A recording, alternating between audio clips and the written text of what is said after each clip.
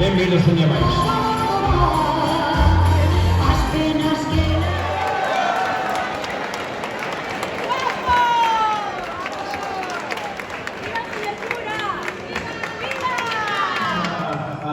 A decir tamén, saludar as autoridades que aquí están presentes, que con elas seguiremos contando, porque hai que levarse ben, porque nunca sabes a porta que tens que picar.